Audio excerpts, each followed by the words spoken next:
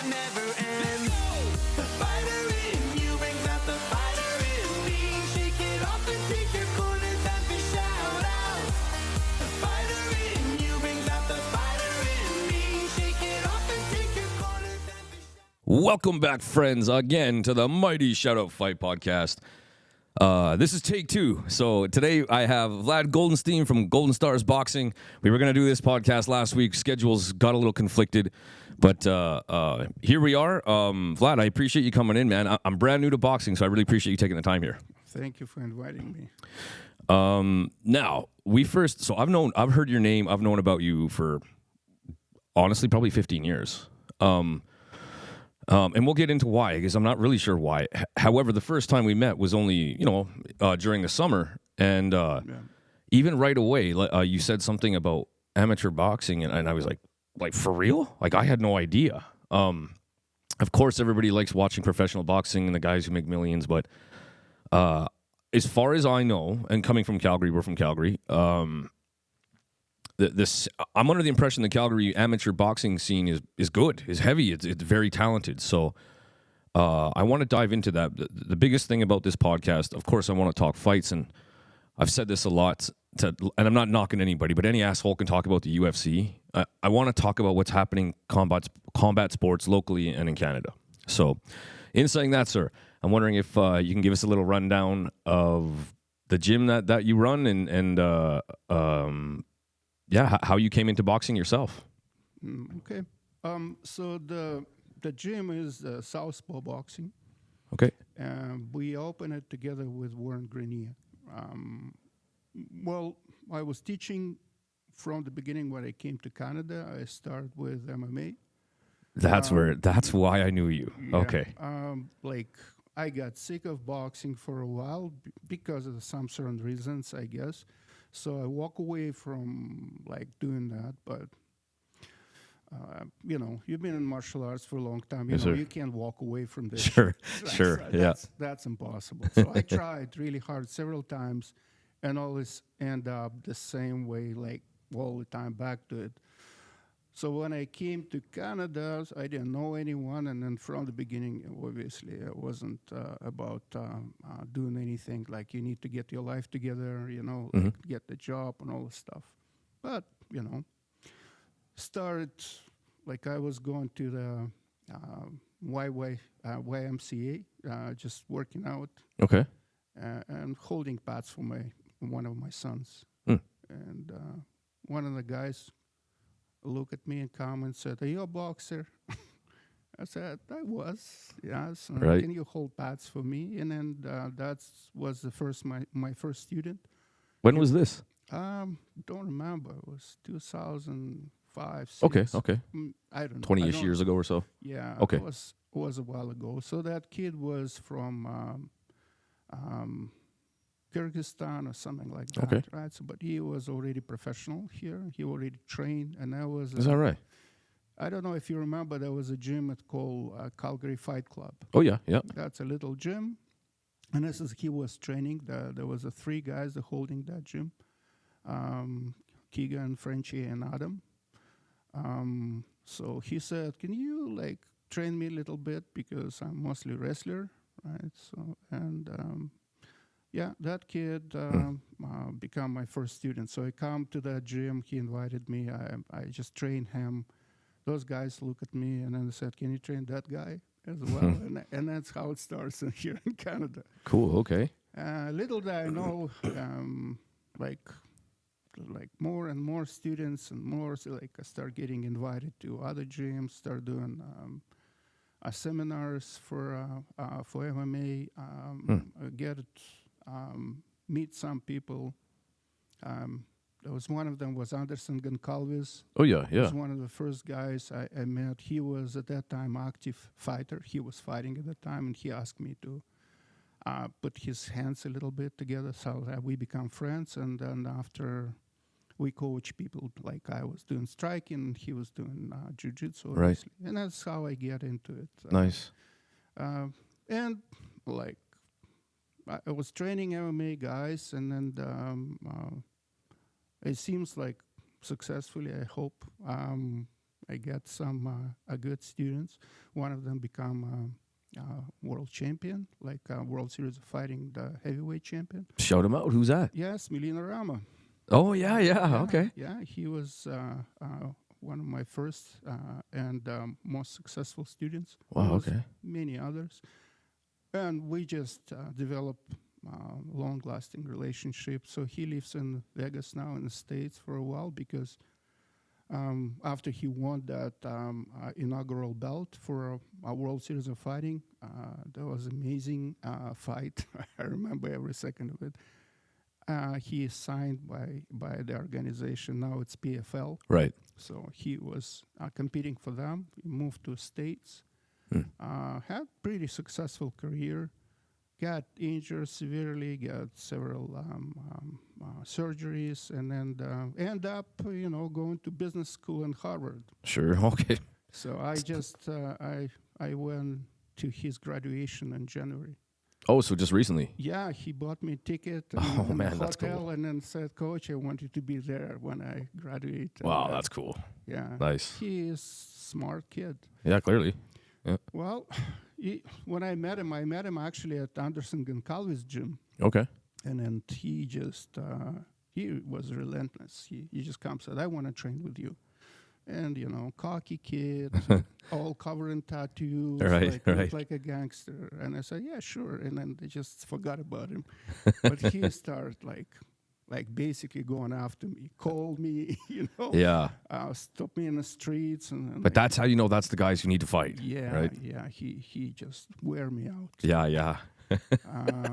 But man, he's a talented kid, like most talented, like athletically gifted. Wow. Like anything he touches goes to gold. Like Sure. insane. Well, crazy, obviously, like everybody. Yep. Like you never meet a talented guy who's not crazy. That's right. Including myself. There you go. We all kind of a little bit Yep. out of Little off the beaten path. Yeah. Yeah, I hear you. You can't really consciously go to the ring and fight somebody and be normal. Right. Yeah.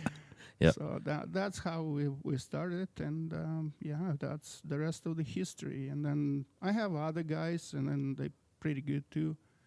But slowly, I started doing my thing. I started actually teaching boxing, and then little did I know, I already have amateur team, right? So There you go.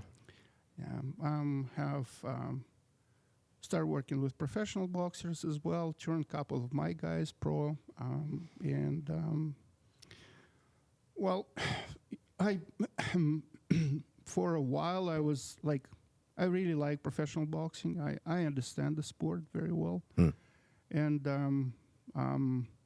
I think, at least, I think that I Sure. understand it. I understand that that's not a sport, Okay. Yeah. right? So also, but there is, well, it's different because What do you mean by that by people who don't understand that statement? well, professional boxing has nothing to do with sport. It's because everything what's going on there, it's about money. Right. And there's a thick layers, lots of them, between the boxer and the promoter and the people who get you there. And Managers and agents. And managers, agents, like lots of middlemen, right? Yep, So yep. people wants to make money. Yeah. And then you need to be sellable. You need to have to understand that you're not yourself anymore. Like you are an entity. You are Sure. a business. You are Right. a brand name, and you need to either be very, very smart or have people around you who is very, very smart, Right. and then really taking care of you. So it's all about, if you call yourself professional and then you can make living out of it, you're not professional. Right. Right. So it's not just called professional. You can have professional fights, but if you're not making living, you're not professional. You're just kidding yourself. Right. I saw. Do you remember the Super Six tournament a while ago back? There was like Carl Froch and Arthur Abraham and all those guys. Absolutely. So I was really big into watching all those, and same thing. I didn't know, like that as a young man, that was my first time really looking into maybe some more business side of it outside of training, because they really brought it in. And I never forgot that something happened to Arthur Abraham's fight, and he just went, whatever, boxing is business. And I was like, what? Like I didn't realize that, but he just kept repeating that. Whatever, boxing is business, and I never forgot that sentence.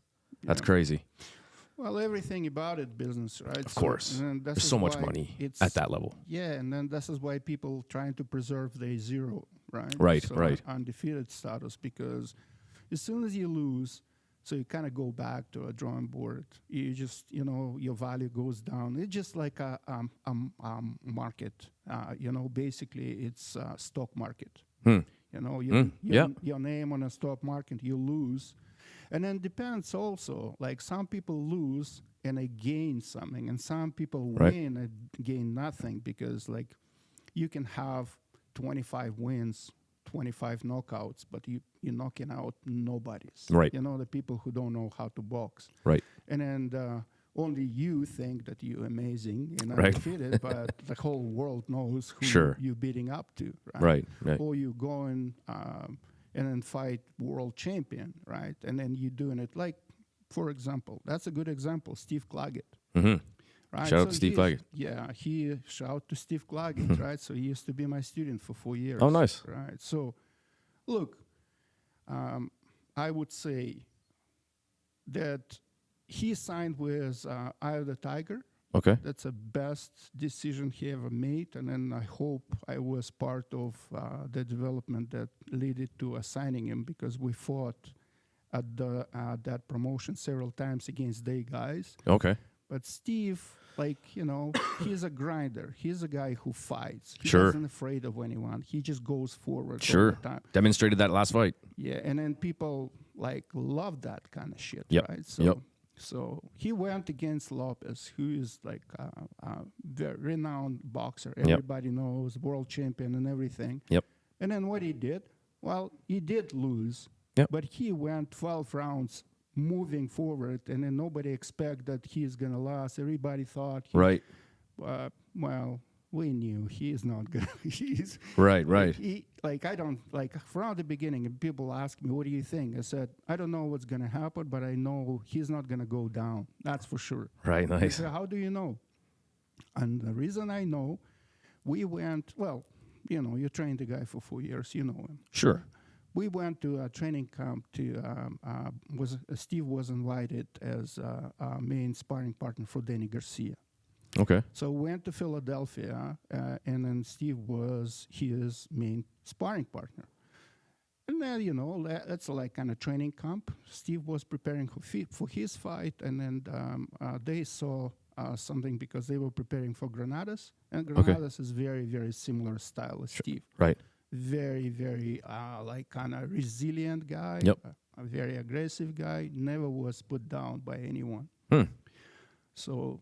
And Danny sparred, so we watched that sparring. And then from the beginning, Danny just, taking easy. And then after he tried to hurt him, he could never hurt him. And Cool. then no matter what he did, I remember that conversation, Danny said to Steve, "Man, why nobody knows about you? You're good. Right. You're very good." And this is how I know. Danny is a big guy. Yeah. He's 147, Steve fighting 140. Multi-time world champ, Danny Garcia. Yeah, and he has a fucking punch. Right. Right. That's what he did. He knocked out Granadas in his fight, but he never could hurt Steve. And I would tell you that Steve lose very little rounds with Danny. Is that right? Most of his rounds he won. And this is why Danny was like, whoa. Yeah. Lost some sleep a few nights, I bet, thinking about that. I mean, they didn't realize how strong Steve is. Right. So, and this is why I knew, nobody gonna hurt him, right? So because he can take the punch, man, right? Huh. So, but it's Cool. different, right? So, again, if you look, I can tell you, again, we have our differences with Steve, but if you're trained, I love the kid. Sure. I never had anything against him, but in some certain point I realized it's too much of a headache. Yeah. And he is not my fighter. So his original coach is Eric de Guzman. Okay. That's the guy who trained him from the very beginning. And then, I actually, when Steve came to me, I tried to make him doing makeup, Sure. come back together, but I couldn't. So yeah, I knew Steve. Steve is special, so he can, He can pack the punch, and he can take the punch. And that's the most important part in boxing, right? So Of course, yeah. Yeah, no kidding. lots of people, we live in very interesting times. Like there are lots of people, because of the social media, watching fights, Yeah. social media, and then they all wants to be a fighters, boxers, whatever. And then they spend time and time and time. And then after they go to ring, get hit once, and then they go home and do ping pong or chess or something else. Right? I don't blame him. Me too, but I'm just saying you just need to, like, first of all check if you can do it. Yeah.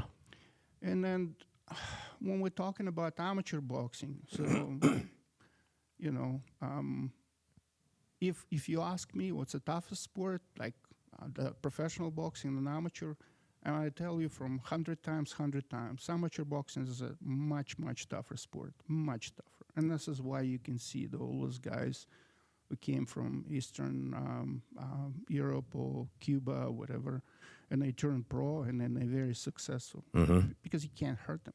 Right. Right? And that you think that's due to their amateur careers? Well, look, amateur boxing is not a single fight sport. It's a tournament. Yeah, that's what you told me when we went out when we first met. I had no idea. So here in Canada, we have, 38 million people? Yep. And then we have so many sports, like so many. And then so boxing is kind of semi-popular, you know? And then it's become popular because of social media. For sure. But most of the people, they go and doing all this kind of different sports, and then, you know, you're doing anything you want. Like Muay Thai also is kind of like, again, it's a special sport because that's a brutal sport.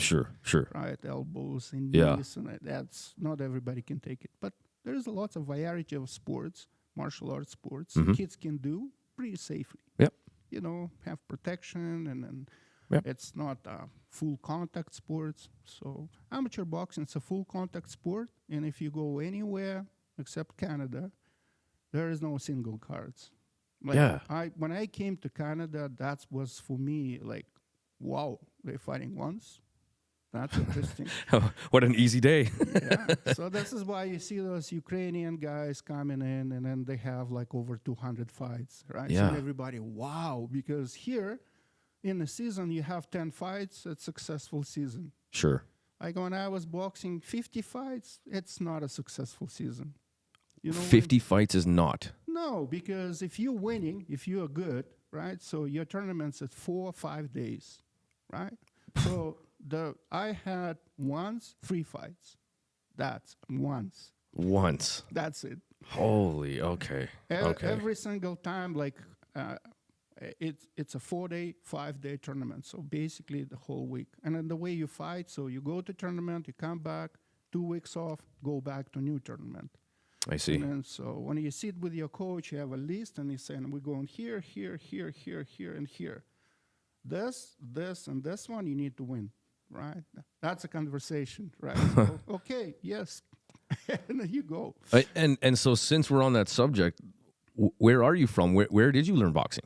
I was born in Moldova. Okay. So it's a little country. I actually born in Soviet Union. So Right. Moldova was part of it. So Soviet Union, it's 15 countries together, right? Right. So they're much more, but they're independent. Right. So that's why I started at the age of 10. Well, how come? Just like that, you Yeah. know, to go to like somebody, I did lots of sports actually during my childhood, and most of them I competed, right? Yeah, So, okay. but Competitive guy. yeah, well, I just go and compete in anything, right? Yeah, So, okay. Because it's free of charge. You go and then you like sign up on like whatever you want to do. So Okay. I play soccer, I play hockey, I play basketball, I swim, I do speed swimming, like Wow. you name it, wrestling, whatever. Okay. And I get to boxing, I like it. I start like really doing bad in school, and my parents pulled me off the boxing. So 2 years later, end up again doing that again. Sure. So and then so I never left. So that's I started as a kid, and it's another thing, you know, when you start as a kid, any sport, and it's for maybe any parents listen. sport is reinforce body of the kid. Depends on what sport does. So if you're doing gymnastics, your bone density is different than regular kids. Sure. If you're doing, for example, sports like hockey, basketball, soccer, anything that require high level of coordination, changing directions, and also you also control the object, Right. right? And then also you interact with other people who is really trying not let you control. Right. That's very, very difficult for your mind and your Yeah. brain. Yeah. When you say it like that, yeah. Yeah, and also for your body as well. And then so what happens is our body is very adaptive. And then as soon as, something outside pressing us, our body trying to adapt to it. So those kids who grew up in the sports, they usually have much better reinforcement on their joints, on their bones. Right. They have much better coordination. They think faster than others. And also they adjust better to growing because, like kids have stages of growth. And then especially when you start becoming a teenager, you're developing your hormonal system. Right. If you're doing sports, it's really help you to calm you down because you're tired most of the time when you're training, right? So you don't have time for those crazy thoughts. Right. And most of those kids who has too much time on their hands and they don't understand what's going on with their body, and then they have this all thoughts and then feelings because that's what hormones do, Right. So until it's all balanced down, if you're doing any sports, it will really dramatically help development, right? And Yes, preach. And your character. Well, combative sports is obviously even more beneficial because fighting another human being is not easy. Right. And then so if you're smart or you have a smart coach, you get to realize that you can't do it on your own. So you need to have an opposition. You need to have somebody is competing against you. Right. And then you learn how to respect that person because he's going through the same thing as you. That's a good way to say it. And then that way we develop much better human beings. Well, not all of them, but because, if your coach is very competitive and he doesn't think that way, he can develop maybe something else. Right. But, for the most part, all the coaches in this business, and I'm talking about business of martial arts, are people who are not doing it for money or not doing it for fame, are doing it because they love it. And then most of them, not all of them, but most of them, they're doing it for a right reason. Yep. And if you have a coach who's doing it for a right reason and willing to learn to the rest of his life, then those kids in the good hands. Good call. Yes, sir. Yes, sir. And it's funny. I like a couple days ago, 4 days ago, 3 days ago, I did a podcast with somebody who's working with a little bit of troubled youth through a boxing program, and he was very much saying the same thing. Like, you're sweating, you're dealing with it, you're learning about yourself as you're going through it, and helps calm them down, bring that rage down a little bit. And it's funny that you just mentioned that. We were talking about that very thing. You're not always successful, but Right. for the most part, if you start early, then you basically have some certain control over those kids. You can influence them in the right way because it's hard to deal with adults. And then I do a lot of I deal mostly I train adults. Yep. And then because you basically already dealing with a developed character. Right. And as people change very, very early. Right. That's true. It happens, obviously, but, for the most part, it's a wishful thinking. Yep. I had a friend, I consider him a friend. We weren't really, really close, but I really liked the guy. And then I kind of, I always listened what he was saying. And I still in very good relationship with his best friend. Both of them are boxing coaches. So Kevin McDermott, he is a very, very well-known coach around the country, Olympic coach, and he was saying, and his motto was like, boxing is not creating character. Boxing reveals character. Yeah, good call. And Yeah, then, you can argue with that. sure. When if you take a kid, you maybe can develop the character. Yeah, that's true. But when you're dealing with adults or already like young men, Yeah, boxing will reveals the character. Yeah, okay, yeah. And then, and if it doesn't like humble you, then your character getting over you. that's right. Good call. Because if you're doing martial arts, if you're doing any combative sports, especially full contact, you need to be humble. Yeah, Because you always have to remember, we all like kind of top dogs in our mind. We all like think that nobody can beat me. I am just a god. But you have to remember there is always somebody. that's right. You know? That's right. There is always somebody who is better, and you learn very quickly. In my time when I was boxing, I have just two friends. I tell the story to every student of mine. And those two friends were a little older than me and different weight classes. They beat the shit out of me in the gym every single day. Like, beat the shit out of me. Oh, nice guys. But they never take it personally. They work, and I never realize it because outside of the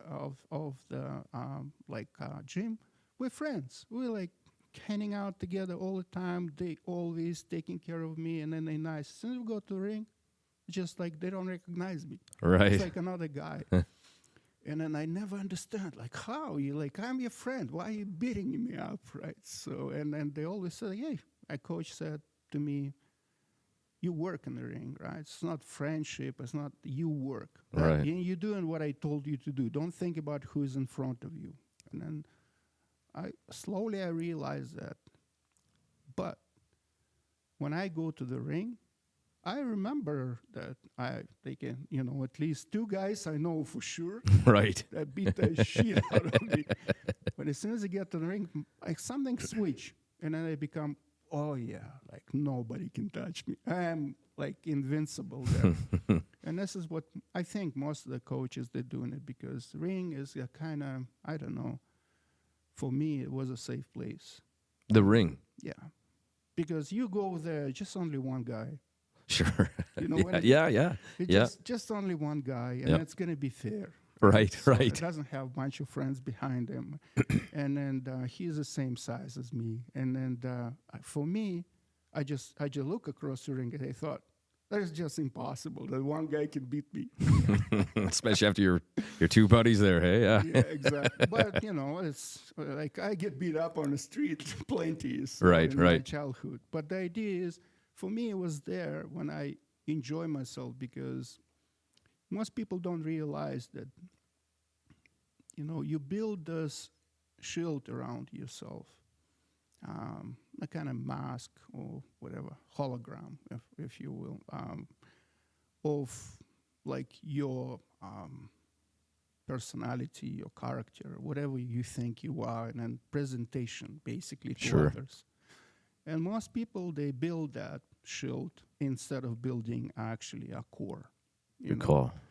So when you're building a core, you don't need presentation because you know who you are. You relax all the time. You don't need to prove to anyone anything. Right. Let's take out of aggression, and then because you know exactly what you're capable of, and Right. you know who you are. So you don't need to worry about others' opinion. You don't need to worry about what people think of you because Right. you know who you are.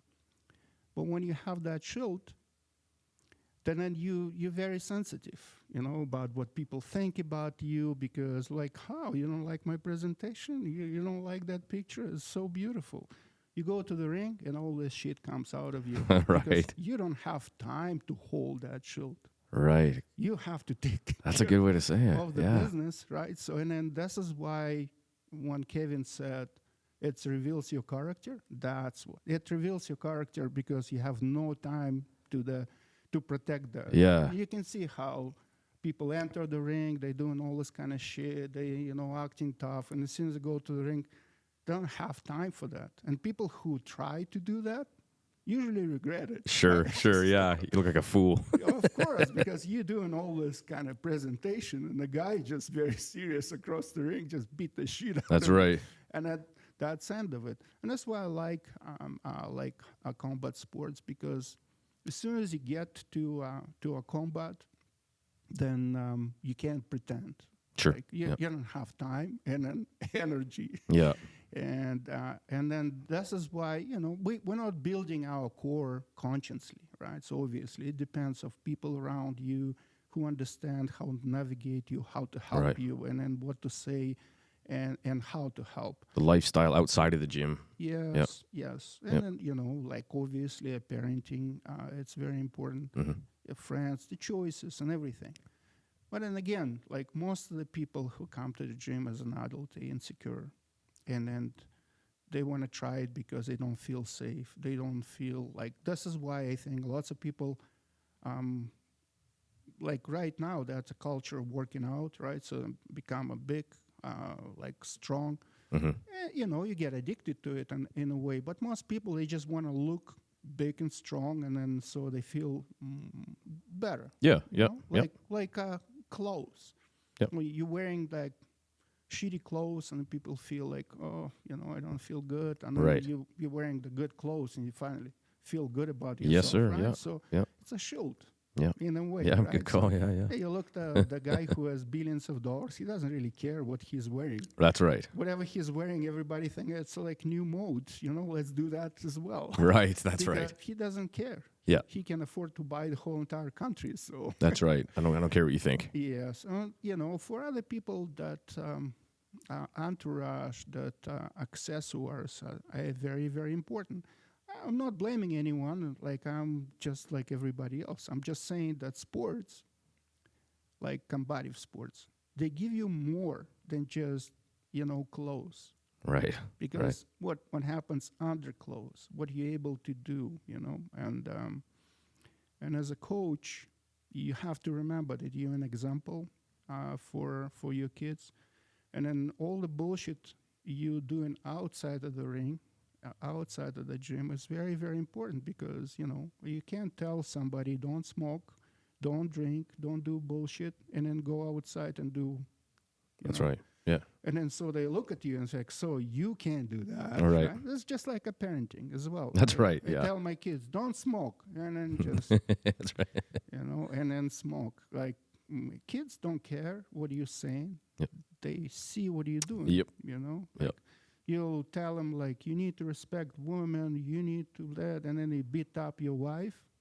Yeah, that's not going to be a good example for your kid, because he see what you're doing. He doesn't listen what you're saying. Yeah. Yeah, for sure. So that's why coach, I know it sounds maybe cheesy, like people saying, yeah, you have to be, but that's reality. Yeah.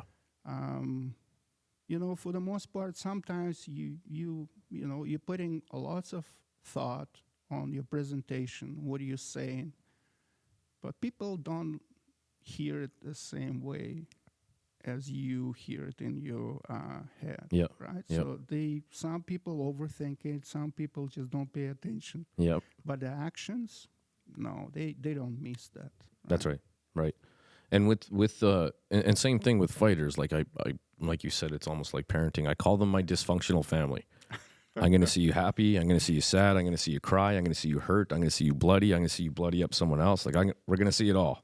And there's not too many other people in my life that gets revealed to. Like that's a thing about the gym. So you're right. And if it's all led by the coach, all eyes start on the coach. And are you doing the appropriate things as well to help with your dysfunctional family? Yeah, and another thing is, right, so they look at you differently than at the parents, because you have some sort of relationship with your parents, and you're allowed as a teenager to know, like, make some certain things known to them, and then some certain things, it's a secret, Yeah, and for sure. then you can only Maybe they're embarrassed to tell their parents. Maybe they're afraid to tell their parents, but they will tell you. Sure. Another thing, you're training female boxer, for example. It's difficult. It's very, very difficult because women is different, and you have to, like, I don't want to say it wrong, but you have to have intimate relationship in a level that you need to know what they're going through. Sure. Yeah. They have periods, you know, and that's affect the fight. So if I don't know what's going on, it's going to be horrible. Sure. Right? So you have to make them trust you. And holy shit, if you not, you know, if you destroy that trust, you know. Yeah. Yeah. So I remember I had that girl. She was 12. Man, she's beautiful, like angel, you know, angel. Beautiful girl. And she would come and doing all this kind of shit. And then after a while, she come to me and said, I want to compete. And I said, I want to see your parents, right? So her parents come in and they said, do you really want her to compete? Look at her. Like, Right. like they're going to punch her in the face. Right. you Like that's know? the whole point of it. Yeah. And then I said, oh, yeah, you don't know. She is strong. She's playing rugby. And then she is like crazy good at it as well. Huh. So I had no idea. Sure. Right? So because I never trained girls before. Right. Right. So I was like, I didn't know how to get to it, right? So it's difficult. So I communicate with the parents because, you know, I have to ask lots Right. of kind of questions that adult men don't ask. Right, right. Girls, right? So and then And it's for us. I need to know this so we can Yeah. both be better. Yeah. And this is why education is very important, right? Understanding physiology is important, and also understanding conduct of codes is important, right? So many coaches don't understand it. And again, they have great intentions, but if you have a female boxer, right, so you have to make sure that everything is open, everything is seen. Like, so there's no double reading, Yep. you know? Yep. It is difficult. Sure. Even with kids, like, for example, like, you know, you have a kid and his parents ask you to drive him home. Well, of course, like, that's my student, I drive him home. But Right. you need to make sure that everything is clear and understandable, Yep. right, as well. Yep. Many people don't understand it, but if you will, you know, have an education, take some courses, you will understand why sometimes it's inappropriate. That's right. If you have a conversation with a kid, you need to have in present assistant coach as well, you know. Yep.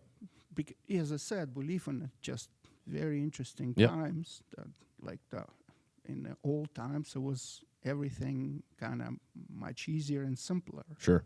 Sure. because nobody even have a thought of doing something wrong. But now we know, you know, so many people. It's all we see. It's all we get to read. Yeah, right? exactly. Yeah, for sure. So it is like being coach. It's kind of difficult, and then so you need to be educated, obviously.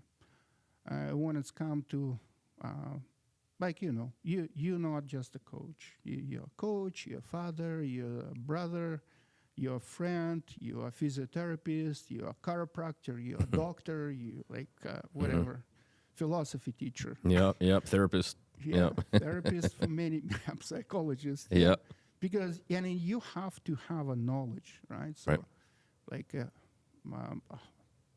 I am like, I would kind of say that I'm pretty educated guy, but if you don't know something, you have to acknowledge it, right? So you're not just doing it for show.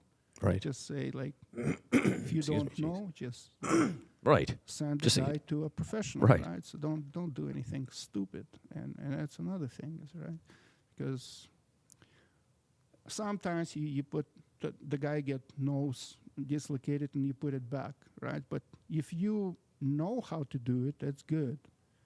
If you have experience how to do it, that's good. But you need to know it very, very good, because sometimes if you do something stupid, you will aggravate the problem. Yeah. Right, so I put so many noses back Is that right? to my students, but sometimes I look at that and I see, oh, that's I can't do because that's need to be a surgical procedure. So, but the idea is they expect you to do everything. They Right. think you're God and you know everything. People Close. text you messages, and you like look at it like, why do you like that? Why he thinks I know that kind of shit? But yes, that's just your students look at you up, and then if you have a good reputation as a coach, they rely on you. Right. They want your advice. They will listen to you. So, and it's just lots of responsibility. Sure. Right. So you know, people. Some people they like that, and then they actually seek for that. But Yeah. it's a difficult thing. Without a doubt. Yeah. Without a doubt. How many fights have you had yourself? Well, if we're talking about since childhood, I don't know. So Are we talking hundreds? yes. Hundreds of fights, hey? If I got my book at 17 years old, when I was 17, and then so I had 70 fights after that. 70 fights after you were 17. Yes. Holy cow. Yeah. That's crazy. I have a question. Obviously, like, well, now, like, it's all broken up, like we discussed. Russia, Kazakhstan.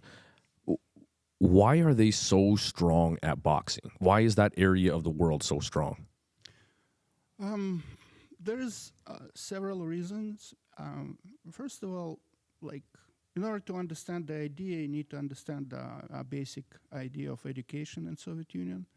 So Soviet Union, obviously, it's like people say, communist country and all this kind of shit, and it's true. The education was centralized, right? So not only in schools, but in the gyms. Okay. So you don't have a private gym in there. All the gyms belong to government Right. or some certain organizations. So, for example, you have a gym that belongs to Soviet Army, to police force, Okay. to like this, but they all belong to government. Right. I got you. So basically what happens is they teach you sports. In schools, they teach you like all the subjects the same, like the methodology is the same. I see. Okay. So what is good about it, the basics, because sure. you have coaches who teach you basics from the beginning, and they don't deviate from it. They don't teach you how I box, you know. Gotcha. They teach you how I did it. They teach you how it's supposed to be. And here we also have, like, if you finish education here in Canada, and then they teach you how to jab, they teach you how to cross, they teach you all of those basics, right? But in reality, is like in the gym, everybody teach differently. And Yes. nobody come in and check what the fuck you do. Right. Right. You know, there you have methodology, you have a book, and you have to follow it. So they create that system, and that system excel at 60s because, you know, obviously, you know, especially Soviet Union, they were very political about everything because they want to prove that their system is better Sure. than, you know, West, Right. better than US. And then for them, winning at Olympics, it was a big deal. Right. So it's a political statement. Yep. So they employ scientists to research it. So I remember there was three sports. From the beginning, they took over boxing, wrestling, and then weightlifting. Okay. The guys who were doing that research, a couple of them actually moved to the United States. And if you talk to any weightlifter in the United States, even in Canada, they all learned from that Okay. methodology of how. So they did the research, and then they did research extensively. So they took part like beginners, accomplished kind of athletes, and high-level athletes, and apply those different programs on them, and then see result. And the results actually were significant because they would start winning worlds and Olympics, like on a high rate in these three sports. And that's what excel boxing in particular. And then this is why this methodology is still there. Well, obviously, it's actually improved and adjusted, but they still have that methodology to apply to all the aspects of the sport. And then so you go there in the school, it has good things and bad things in it, because sometimes they, you know, overlook good boxers because of the age, because they have the group of age, and then they go after that, and then I I see. think Canada does it now, and then I'm not agreeing with it because, you know, Usyk wasn't part of that program, Okay. actually. So they overlook him because he was too old, and then so nobody pay attention. Look what You happened. sort of have to grow up through it. Well, yeah, because the like they if Well, you, obviously you do, if you're some certain age, they don't even look at you like Sure. you're too old, you know. So Huh. because they have long development program, Right. and it's designed for years, and we have it here in Canada as well. But I'm just saying is I don't agree with that. Okay. Because what happens if, you know, somebody is talented? Right, like Sergio Martinez, right? Yeah, Sergio Martinez. There is much more example than Martinez, Sure. because some of the people are just naturally gifted athletes. Right, right, Or we're doing other sports. Right. And then that sport develop high level of coordination. right. My opinion, basically, that the most important part that you can learn as an athlete, and then the most important part is coordination. If you learn how to manipulate your body the way you want, then you can learn anything. You know, like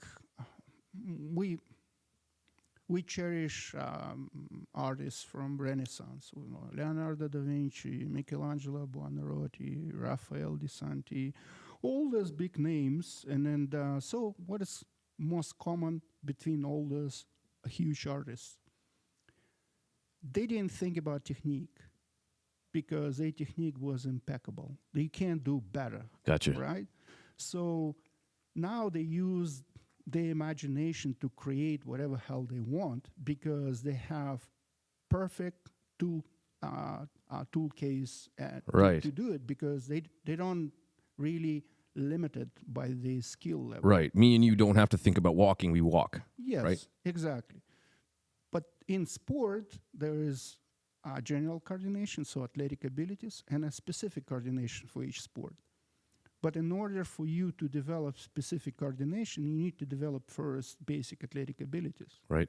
Without it, you're going to be a handicap, Yep, right? So yep. you maybe will be very, very unorthodox, very unusual, and you even go a little bit in a sport, and then you win few things, and then, you know, people start talking about it. But as soon as you get to the point that the level will become a little higher, when the people really properly develop, they gonna eat you up for Yep. breakfast. Yep. You know? Yep. And that's the important part. And then this is why I think all those people from that, they paying huge attention on development, right? And then like they basics, you know, that's the most important part for them. And that's Yep. why they're strong. You want to hear an interesting story? Yes, I do. I'll tell you something that not many people know, and I used to say it for many, many, many, many years. If you research it, I think you can find it on the internet. So, long time ago, in the beginning of 20th century, there was a boxer named Sidney Jackson. I live in New York, very poor family. And then, so he became a boxer, and then I think he was middleweight or something like that, or lightweight, I don't remember. But he became, like, basically he won lots of matches, and then he's supposed to fight for world title. Become very, very famous, very good boxer. And I think he's supposed to fight in London or something. And then he went there and he broke his hand. So one of his crazy friends told him, yeah, while you healing, let's go to Russia and then sell some shit. And then so they went to Russia. And then in 2017, there was a like revolution in Russia. And Okay. it started this whole shit, and then civil war. Right. And then so he's stuck in there. And then somebody told him, you know, you're not going to able to get out. He was in Moscow. And I told him, you can go to Uzbekistan, and from Uzbekistan to the Middle East, and then just go back to United States. So he went there, and then he stuck there forever. Oh, City was Tashkent, so it's the capital of Uzbekistan. So that's the Soviet Union, right? Borders are closed. You can't go anywhere. You're American. oh man. So he stuck there. So he made a first boxing club in Uzbekistan. Oh no way. He started teaching boxing there and develop a school. So the first school in Uzbekistan was opened by American middleweight Sidney Jackson. Hear me out. They have tournaments even now, name of Sidney Jackson. Is that right, eh? Yeah, he lived there all his life. He has 2 kids, and he was actually become an honored coach of Soviet Union. No way. And then on top of it, he was teaching, I think, English in university. And, Holy cow. So that's a story. And one of my favorite boxers ever, amateur boxers, was Rufat Rizkiev. He was a world champion. And, now we're saying world champion, and it's kind of a little bit light on it. But in my time, world championship was once in 4 years, just like Olympics. Okay. So to win world championship in boxing is the same as winning Olympics. right? Sure. So he is one of his first coaches was Sidney Jackson. Oh no way. That's pretty crazy. What a story. I know. Wow. I know. Like the reason I know that I read the book by some Russian author, and then obviously many of those books were heavily edited. Okay. Because Sure. you can't say some certain shit. Sure. And then so I remember that. I didn't know it's true. And then when I came here to Canada, I started researching, and then it turned to be true. That's crazy. I saw the even picture on an internet with a grave of Sidney Jackson in Tashkent. No way, hey? Yeah, Wow, that's insane. What a great story. exactly. So, well, they are questioned why they're so good. Maybe that's There you go, Sidney Jackson. Sidney Jackson. Well, and I'm sure you just recently saw the Olympics. Like, Uzbekistan did great. 6 medals. Yeah, 6 gold unbelievable. medals. Yeah, they're very good. Crazy. A good, strong Muay Thai country as well. Like man. Well, you know what? I think it's a contribution to positioning of the country. So they have a very, very good coaching. They have a very good program. But also because now it's not Soviet Union, so it's independent country. So Right. they can go and then travel, and then mostly, like, look, it's China there, right? Right. So, and you have lots of competition. That's right. So Yep. they very, very experienced. And yeah, and then another thing is why? Because, look, in Canada, boxing really amateur. Yeah. I don't think in Uzbekistan it's very amateur. Right. You know, Right. like, yes, they fight by amateur rules, but if you're a talented guy, you don't work. you know? Right. All you do is train. Sure. Because the government is like here, if you are a talented guy, you can apply for athlete assisted program, and then Right. the government will pay you some certain money. Right. But it's not the money you can live on. That's right. Right, so they give you some money, and it's not bad, and then tax-free, and it's good, and if you need to apply it, and then it's not a really easy process, Right. but it's really, really, like, you need to have a job. Yep. So you're still an amateur. Sure. right? Combat sports, regardless of which one, is still recreation in Canada. Yeah. And then when you hear things like if you get 10 fights in a season in Canada, okay, not bad. And 50 fights is terrible, we're not going to catch up. Like, we just can't. No, of Doing course. it like that anyway. Again, as I said, all you need to do is just go for 10 tournaments, and if you win all of them, like, you have 40 fights. Right. Right. And then it's all tournaments. Right. All of those things are tournaments. So if you're a talented guy, right, so you can go, and then season is big. If you look at the list of competition listed in respected organizations for all those countries, it's probably 80, 90 events.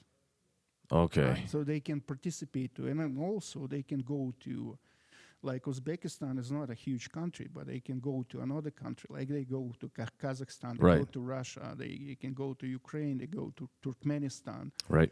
Kyrgyzstan. It's all like close there. That's right. That's right. So so you can go there, and it's not just like you go from Regina to Calgary. It's same Right, shit, right. So it's not like even closer. Right. Okay.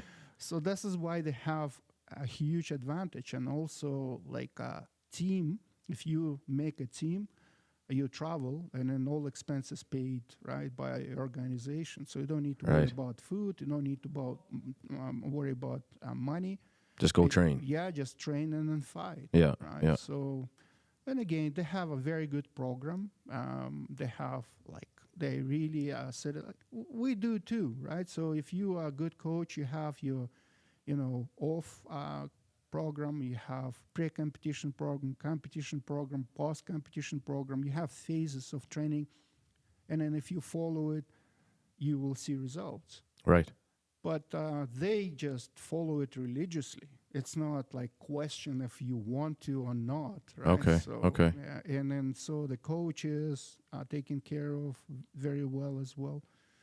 So yeah, I think they just it's come to the point that the government support it. For those little countries, it's important that other world know about them. Sure, Like, look, sure. now Uzbeks won 6 gold medals at Yeah. the Olympics. Now everybody knows where is Uzbekistan. Right. What happened before Olympics? Right. We knew. Like, you think somebody in France know where is Uzbekistan? Right. Right. And same with all these all the Dagestani fighters in MMA. Nobody heard of this place before, right? Yeah, Dagestan.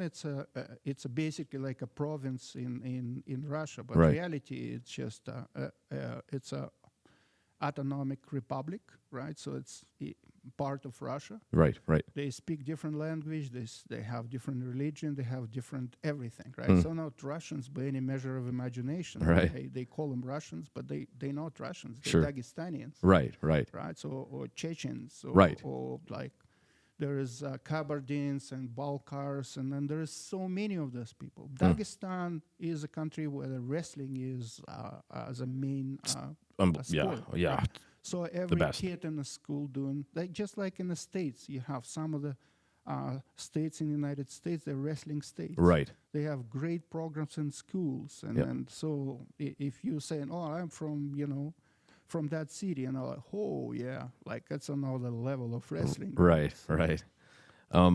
Speaking of, so bringing it back to our side of the pond here. So recently I took on the role of ranking officer for WBC Muay Thai Canada, and you yourself, WBC Boxing Canada rankings officer. I was wondering how that role came along, and so I know we had a few meetings, and I guess maybe what the differences look like now, like why WBC boxing, and why do you think it's going to be? I'm not saying better, or I'm not trying to put anyone down. That's what I'm trying to say, I guess. Like, why should we be excited for this, and maybe what can we look forward to, as well as the WBC Canada Cup? Well, I look at that from perspective what is going to be good for amateur boxing or not. Right? I think it will be if we take a right approach. Again, I don't want to discuss politics and then who's right and who's wrong, but Yeah. I remember in Canada we have much more tournaments like Golden Gloves or Western Canadians, and now they eliminated Okay. for some certain reasons. I'm not going to go into it, but the idea is what? Golden Gloves. For many people, Golden Gloves, it means a lot, right? So winning Golden Gloves is kind of being the guy who won Golden Gloves. It's a big deal. Okay. Now, before you go to Golden Gloves, you win Alberta Golden Gloves. The next step, you go to Canada Golden Gloves. Okay. Yeah. You win Canada Golden Gloves, you have ability to go to nationals Okay. without winning provincials. Okay. I see. So you have another route to go to nationals, which is good. And then saying that you won Golden Gloves, it's big. So Okay. in the United States, there is no nationals for boxing. Okay. They go through Golden Glove. I see. Yeah, it's pretty So- popular in the U.S. Each state has a Golden Glove tournament, and then the winners go to Golden Gloves, United States, and then that's your national champion. Okay. I thought, this is my thought process, and then I just pitch it to Kieran, who is the president of WBC Boxing as well. Why don't WBC take, kind of approach to Golden Gloves and being like rejuvenate that idea, Gotcha. you know? I'm just thinking would be a very good idea for for boxers to have another avenue, Yeah. Yeah. and then something meaningful. And I look at United States and Mexico, at least these two countries that on the same continent. Right. Mexico has WBC kind of national event. Okay. So and then you win WBC in Mexico, it's a big deal. Sure. Right, for those kids. Sure. Same some of the states in the United States. Okay. Why don't we do here? That's right. You know what I mean? Yeah. And then this is why I'm really excited about it. I don't know what's going to happen, and obviously we need to work towards it. Yep. And then from the beginning is always like you'll make lots of mistakes, you'll stumble upon some certain things, but it depends. If you want to succeed, you will succeed. That's the way it is. Well, and the people involved are doing it for the right reasons. We want to see the country flourish. Exactly. So for me, that's the idea. I want to see more for amateur boxing, and if it happens, I'll be very happy. There's WBC Cup. It seems like form very, very good card. That's on September 22nd, right? Sunday, September 22nd. September 22nd. We have people from Saskatchewan, Manitoba, BC, Ontario, Nice. even obviously Alberta. So I think 5 clubs from Calgary, 3 clubs from Edmonton, Lacombe, Red Deer, Airdrie,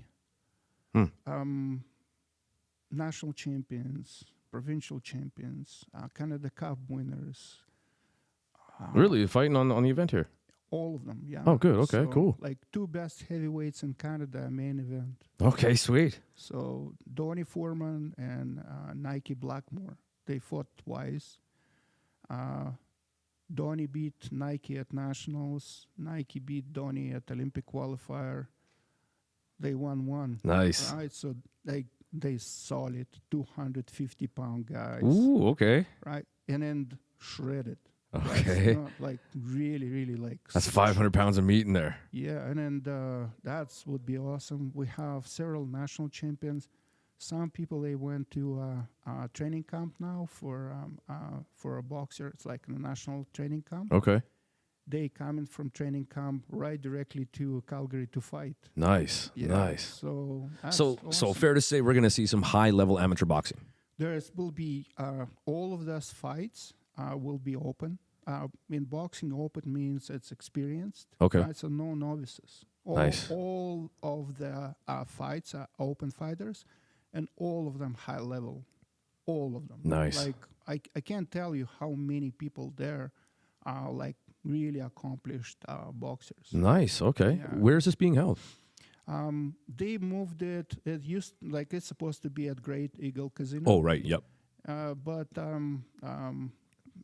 unfortunately, we found out a little bit too late that they have their own combative commission, and they demand some certain medicals be done. I see. We just don't have time for that. Yeah. Okay. So Karen moved it to a Deerfoot Inn Okay, yeah. casino, and it's going to be in a ballroom, so everybody, all age, are welcome. Okay. Nice. Right? Cool. So it's not going to be in a casino. Okay.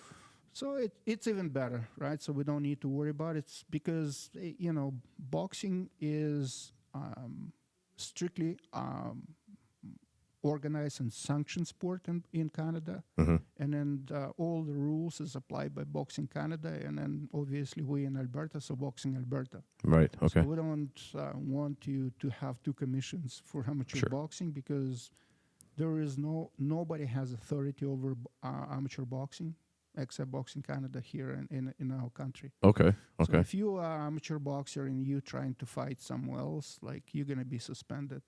Really? Yeah. Wow. Well, it's just different idea of it. Every boxer pays a registration fees, Sure. and that registration fees include insurance. And this is I why gotcha. you don't have to have like insurance for event because every boxer Is insured. Ah, I see. I got you. know? Yeah. Yeah. So if he goes somewhere else and then it's not sanctioned by Boxing Canada, then he is gonna be suspended, and the I see. coach will be suspended. Yeah. Okay. I don't see how bad it is a bad thing. It's actually a good thing. Yeah. No, The- you're it. Yeah. The more restricted and more organized it, the more safe the sport. Yeah, I hear you. Because you have your own commission, you have your own judges, you have your own referees, and then they know the sport. Right. And They've then- been trained. Yeah. Yeah, they've all been that stuff. trained, so Quality control. exactly. And so I believe that's going to be a great event. I just can't wait to see how it forms. We just need more for amateur boxing, Right. and I think WBC will bring that more. Beauty. At least that's what I expect and hope, and I assume it's going to happen. Nice. I know Kieran was pretty successful with putting lots of Muay Thai shows, and he's a coach himself, so Yep. he understands the way it works. And then as soon as you understand the specifics of amateur boxing, and then also it's going to be a professional boxing WBC as well. And I think ranking will help amateur boxers who is trying to do transition to professionals. Yeah. If you in the ranking system, right, it'll help you to transit to ranking to professionals, So right. because like now you will being kept eye on, Right. right? That's So- right. Oh, cool. Well, I can't wait, man. Well, it's just the beginning of everything. So Yeah. it's always it's a really hard path to start something new. Sure. Sure. But I hope we're gonna get there. And speaking from the WBC Muay Thai side, I mean, I'm hoping that the support of the community is out there as well, because that's what's needed, that we all do this together. Before we take off here, quick question. South Paw Gym, where did that name come from? Well, as I said, we opened that gym with Warren. It was his gym, and then Okay. he named it. I see. South Paw, it means left-handed. Right. So, and we didn't change it. So Golden Stars is basically, it's a people who compete in this gym. Like Okay. only competitive boxers. So you need to earn to be in the Golden Stars boxing team. Ah, I see. So if you're Golden Stars, it means you are a competitor. Okay. Okay. And then we have a star system. So I create that star system. It depends on how successful you are, you get your stars. Huh. So the higher level of stars is 5. Okay. So far we have 4 people who achieved that level. Okay. I was right? definitely going to ask that question. And then all of those guys are pretty accomplished guys, right? What does it require to get 5? Well, you need to win, like each star is winning 5 fights, Okay. right? But that's more than that. It's what you're winning, right? So not just any fight, but it's heavily depends on coach's opinion, Sure. Sure. right? So if you beating up some nobodies, we're not going to give you a star. Of course. Obviously, right? And, but yes, you need to win meaningful competitions like provincials, qualifiers, Golden Gloves, and then that's we're looking for. So you get your stars depend on your Nice. success. It's almost like a self-ranking system within your own gym. Yeah, well, when I was boxing in Soviet Union, they had a system, right? So levels. So you start with level 3, level 2, level 1. As an adult, and then the next level is a candidate of master of sport, and then master of sports. I see. So highest level is a master of sports. Additionally, you become international master of sports if you win European championship or something like that. Okay. Big. And then if you win world championship or Olympics, you become honor master of sports. So, and that system is good because in order for me to get level 3, I need to beat like 5 guys level 3. Right. So, and I thought It keeps chasing. You got to keep chasing goals, right? It keeps you going. it get you competitive as well. And I thought we don't have this thing here. Like Yeah. in jiu-jitsu and Muay Thai have belts, Yeah. right? So here we don't have it. So we have experienced guys and then a guy who just never box and then they all call themselves boxers. Right. Right. So I thought I give people that idea then that they receive certificate and they receive pin with the stars. Nice. And then they can wear it and then like other people like, yeah, I want that. Yeah. Yeah. Cool. Yeah. Do you get to give yourself stars? How many do you have? No, I don't. 8 stars. I don't give myself any stars, obviously. But I did achieve Master of Sports, right? Oh, nice. There you go. Beauty. That's a pretty good title, Master of Sport. I've mastered anything I'd be happy with, especially sport. Just before we're out of here, I got a couple quick questions. Who are your top 3 favorite fighters of all time? My top favorite fighter is Muhammad Ali. Okay. It not only because he's a fighter, but what he did for boxing in general and for humanity. So I always look up to him since I was a kid. Mm-hmm. Best fighter of all time is Terence Crawford, in my opinion. Bud Crawford. I love this guy, and then how creative he is. Sure, yeah. is incredible. I don't know. Then others is so many. Yeah. Right. So I don't want to pick because I don't know. Terence is kind of a superstar for me. Huh. The way he fights and then how he approached the fights. And I explain you why I think Terence Crawford is the best. I admire him as a coach because as a coach, if I prepare my fighter for a fight, I would look at a video of the opponent and trying to find structural mistakes in the opponent. I see what's wrong with him. Mm-hmm. And then how to break the foundation of this guy, what he's doing wrong. Right. And I will look careful. What the coach of Terence Crawford do, and Terence Crawford would do, they look what they do in the best, and they trying to top that. Right, So I gotcha. completely opposite. Right. And then that just blow my mind. Right. Right. So Right. every time he goes against somebody, he goes against puncher, he'll overpunch him. He goes against fast guy, he'll overfast him. You know. Right. He has against jabber, he'll overjab him. Right. And every single time, and I was just mesmerized by that. I'm totally gonna focus on that now. Yeah, Oh, and cool. then this is why, I look at the guys, and then many people, they do the same. In my opinion, the most worthy athletes is the people who are creative. Yeah. You get to the point that everything you're doing on the level of Leonardo da Vinci, Right. right? And then, but you just using your mastery. Right. But in order to become an artist, you need to be an artist. Right. I So like how you brought that back in here. That was pretty slick. You need to be creative. You really need to be creative. Most people missed it because, again, why it's a business, professional boxing, because everybody, who's watching, 99% of people, they oblivious of what they're watching. They want to see knockout. Right. Right. And Right. this is why you have a panel of experts. So if knockouts not happened, they will tell you why it was worth it to buy it. Right. Right. Right. Wow, that was amazing. Sure. You're watching boring shit. Sure. There's people that just wrestle and they were like, "Oh yeah, it was amazing," and I was like, "Yeah, it was." They know good." their job. Exactly, right? But when you see somebody like Terence, and then you would think like, "Wow, that's an art." I Right. feel like I went to gallery and then watched the master. I'm absolutely going to start watching him for the next bit here. Oh, right on. Cool. All right. Where can we find you? Where can we find info about the WBC Cup, the gym itself, anything like that? Well, WBC Cup on social media. So if you follow like Golden Stars, this is like me. Yep, sir. On Instagram. Okay. So I am posting all the posters, and then they're doing very good job. WBC doing those posters for boxers. Yeah, look good. Each bout has poster. That's pretty cool. Those Nice. kids are very happy about it. Yeah, I bet. So you can find it on Facebook,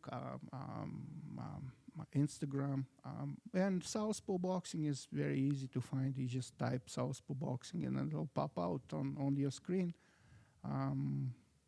We have a good program, I think. When it's come to boxing, I'm a head coach there, so Yes, sir. just I give myself props because I create the program. As you should. Yes, and you met Corey, right? Yes, sir, yeah. Like you didn't meet Warren. Warren is a guy behind the scenes. He's running that like as a business. I think I've met him before, actually. Yeah, Yeah, one time. so he is doing the dirty work, Gotcha. right? So keeping us alive and staying. Someone's got to do it. Yeah, so yeah, it's a hard work. For me, it's extremely hard. Sure. So Coach Corey and I, we are running our boxing program, and we have a pretty good team so far. Nice. I guess, and pretty good high-level boxers. I think we have 4 or 5 on that WBC Cup. Okay, nice. And then none of them is just because it's me, but Sure. because they deserve it. Sure. Like they best in the weight classes, and then there's like it's not like I'm not biased when it's come to it. I put the best guys. So Can't wait. Yeah, it's going to be great. I was going to ask you one quick question. sure. I can't even remember it now. Couldn't have been that important. Oh, no, it wasn't a question. I was going to say, before we're out of here, what I really liked about this conversation is when I talk to people who have a lot of experience, like yourself, we don't talk about someone's uppercut and whoever can throw a left hook. We talked about philosophy of boxing and program and stuff. And for me, I don't even care who's listening or watching. That is what I really like to get away from that. It's the picture. You know, you can't if you're already a master at painting, you get to be creative. Like that's the stuff that I'm like totally gonna rip that off and tell my fighters. Yeah. So I tell you the reason because I connected to art is because I watch lots of videos now on social media when they show you how to paint. You know, like, and then they show this kind of technique, and it's look very approachable. Oh, you just do that, and then you get a picture. Right. Right, but it's not art. Right. So this has nothing to do with art. I gotcha. They just show you like you put this color, you do this, you do that, and you get a pretty landscape or something. Right. So you don't need to be skillful, and then I hate that. I gotcha. You know, Okay. Because you have no idea about anything about art, no color management, no any kind of skills in drawing. And that's come to sport as well. They're showing those kids, oh, Mike Tyson doing that, and that's how you're doing that, right? Right. So there's so many of those things. It's Yes. absolute bullshit. Sensei YouTube. Because all you need to learn in sports, it's a basics, skill first, athletic abilities first, and then apply those athletic abilities to specific sport, to specific movements. Without foundation, your house is gonna break. And that's like you will spend 1, 2, 3 years on building bullshit. Right. You know, and Yep. the first wind, and you have no house. Right. So Right. we all know without foundation, no house is going to hold. But this is what I hate about social media, because there's people there for likes. There's people there for exposure, to make some money out of your skin. Yeah. Right? They have no idea what they're teaching. And then, like, I don't care if, if you're doing it, it's fine. But people get hurt because of that. That's right. This is why we have so many delusional people. Yes. You know, they're walking around, and then they come to the gym, and then they challenge you, and then doing all this kind of shit, and they're like, wow, you know? Yep. Yes, sir. Same with everything else. And this is why it is such an important part. You have to understand. It's not only about hard work. I'm sorry, man. That fucking fly has been living here for weeks, and for the past 4 podcasts. Well, if you like, Goddamn fly. It's fasting, I guess. So you're not feeding it. I guess not. Driving me nuts. It's been weeks. So what I'm trying to say is, like, you have to put some work, you know, and then You have to listen and you have to follow instructions. And if you learn, I always said, if you want to be successful in sport, attitude, attendance, ability to follow instructions. And if you want to Beautiful. compete, will to fight. There you go. Then you're a fighter. If you're missing one of those things, you're never going to become a fighter. You're never going to become athlete. You're never going to become competitor. It's useless, you know. Good call. That's great. Dang. There you go, man. Dropping more knowledge. All right. WBC Cup, guys, will be Sunday, September 22nd, right? Yep. Next Sunday, September 22nd. And Vlad Goldenstein driving the ship here, and come out and support it. Literally the best amateur boxers in the country. Just show up, have a good time, support these athletes, and maybe at some point we can have more amateur boxing and we can watch more amateur fights. In the meantime, thanks for tuning in, guys. Check you on the next one.